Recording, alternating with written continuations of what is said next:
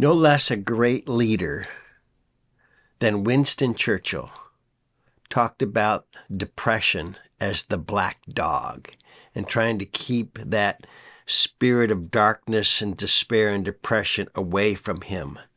It appears that many Christians as well, great and small, have struggled with seasons of depression that have afflicted them terribly, weakened them, put them in a season of darkness and despair. In some cases, acute depression can lead to a lot of demonic, false voices and accusations of condemnation, and even petitions to commit suicide. These are dark, dark days for sure for believers who wrestle with such things. Among some of the people who have wrestled with depression is William Cowper, the great and famous 18th century poet that wrote the hymn, "God Moves in a Mysterious Way," which I'm going to quote from here before we finish. But he suffered about every 10 years an acute level of mental breakdown, even, I would say more severe than what we talk about with depression itself. Dark, dark periods of despair. But even active, famous people like Charles Spurgeon wrestled with seasons of depression in his life. And this is a man that was extremely active, writing, preaching 10 sermons a week for most of his adult life and being involved with missions and ministry. And sometimes it may surprise us as everyday believers that people that appear so strong in their faith can still confess to these seasons of depression that come along. Here's what Spurgeon wrote about his own experiences. He said, "I have suffered many times from severe sickness and frightful mental depression, seeking almost to despair. Almost every year I've been laid aside for a season, for flesh and blood cannot bear the strain, at least such flesh and blood as mine. I believe, however, the affliction was necessary to me and has answered salutary ends," meaning that he believed, like all of us need to learn to believe, that nothing bad can happen to us in Christ that is not good for us. And that included these dark periods of depression. Pastors, missionaries, everyday Christians, people like myself that may be traveling all over the world, we do different things, leaders, they often get depression. Now, I will confess that in my own case, my periods of discouragement are pretty short. I seem to have a personality and a makeup that has so far spared me from the kinds of personal experiences that Spurgeon has been talking about. But I know many, many Christians who have gone through these seasons of depression. And it's caused me from time to time to go back and try to appreciate and sympathize with such people and to try to be helpful to them when and where I can. And I wanted to say something about that today, about keeping the black dog on a leash, keeping him as far away from us as possible. And even though there may be times where we enter into a period of darkness, we still have to prepare for those battles as Christians if we're going to stand and endure through them.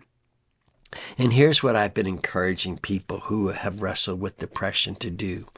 I've come up with 5 or 6 different things that I think are health-giving. But one of them is that prior to or outside of these seasons of darkness, to genuinely cultivate a deep and profound distrust for our feelings or our perceptions of things. And at the same time, to parallel that with a greater, to cultivate a superior trust in the truth of the gospel and the promises of God regarding us who are in Christ. I say cultivate because I really think it's something that we have to train ourselves in. It's like a muscle that needs to be exercised. And let me give you a couple places where I see that happening in the scriptures. First of all, Psalm 139 is a great place to begin. If you think of Psalm 139, and those of us in the pro-life movement think of Psalm 139 primarily as the psalm that points to how God fashioned us in the womb. He knit us together. We use this psalm all the time to celebrate the fact that God is our creator as well as our redeemer, that he's personally involved in the womb, that he's an artist fashioning each one of us by hand in the same way that a painter hand paints his work of art. But if you think of the first part of Psalm 139, it really is addressing the idea that we've been abandoned. And it seems to me that one of the key things that happens in a time of spiritual depression is that we can't see or feel the joy of the gospel. And we begin to listen to the voices of condemnation in our head, maybe pointed to things in the past, or maybe they're just demonic in nature that is using that period of darkness to just speak to us that we are separated from the love of God, that we are lost, that we are headed for eternal damnation, and all of these things that just pound away at people who are in and wrestling with a period of despair. But Psalm 139 is arguing back. Instead of listening, people need to learn how to speak and preach to themselves. Because if we're not preaching and speaking to ourselves, we're probably listening. And in depression, or as it's coming on, we need to really learn to take control and speak to ourselves. So Psalm 139 is the psalmist declaring that even in a period of darkness where you can see no light, it doesn't mean that God is not there. Listen to these amazing words in which the psalmist is cultivating a distrust in what he perceives and feels, and is cultivating a superior trust in the hope of the gospel. He writes, "Even if I say, surely the darkness shall cover me, and the light about me be night. Even the darkness is not dark to you, O Lord. The night is as bright as the day, for darkness is as light with you." And he's saying there, previous to this declaration, even there your hand shall lead me, and your right hand shall hold me. That is planting the flag of truth within your dark and rebellious fortress that wants to challenge the hope of the gospel. So grab on to Psalm 139 and fight for the truth. Here's another amazing verse I just find that is worth memorizing. It's worth putting on as your screensaver, or writing down several places in your household or in your car, or whatever it takes in order to keep your fists up and in the fight against the black dog. In 1 John 3:19 and 20, we read these amazing words. "By this we shall know that we are of the truth, and reassure our heart before him," meaning before God. "For whenever our heart condemns us, God is greater than our heart." Now, if I was battling with depression, if the black dog was a part of my life that would come in and start barking and yelling and scaring me to death, I would bind myself to these words, and I would train myself. I'd have them memorized, and I'd have them posted on every wall in my room, that God is greater than my heart, that when our hearts begin to condemn us, that we can reassure ourselves with the truth, the superior truth in the hope of the gospel. William Cooper, as I mentioned to you, struggled with depths of darkness and despair that few of us are acquainted with, to the point of suicide in his case. And one time he felt that this black dog was coming on strong, and he ran home on a Sunday afternoon, January 1st in 1773, and he began to scribble down what I think were his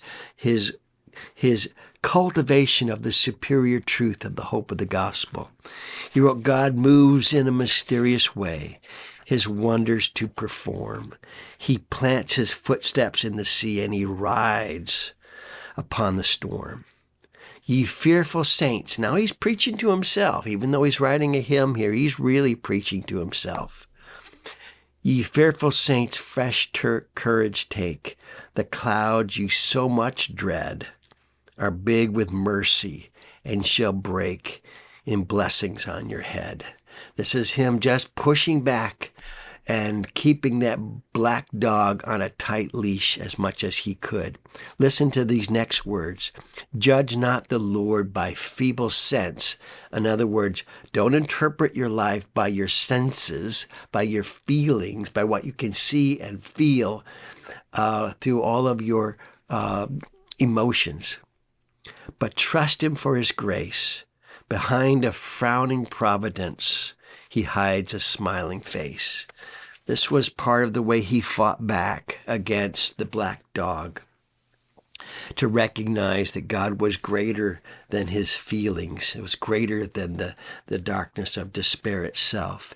I think, unfortunately, in his case, right after he wrote this hymn, he went through something of a mental breakdown. So this hymn reflects Cooper at his very best, hanging on to the truth and the hope of the gospel, knowing that a period of darkness and despair was about to settle on him. The fact that he gave in and went through a certain amount of mental breakdown is a terrible, a sad thing. But I think that for most of us, we don't suffer such a severe case. And I think that we need to find people like Cooper and Spurgeon at their best and fight in the same way that they did, which is to cultivate a deep distrust in our feelings and to cultivate a genuine confidence that the truth of the gospel is greater. And even in the darkness, God will not abandon us, because darkness is as light to the God who loves and has redeemed us through Jesus Christ. May we all learn to fight for these promises and the confidences that we should have and feel over a long period of time in our life, and be able to fight when those periods of the dark seasons of depression come along. Let's fight the black dog and fight for joy. Thanks.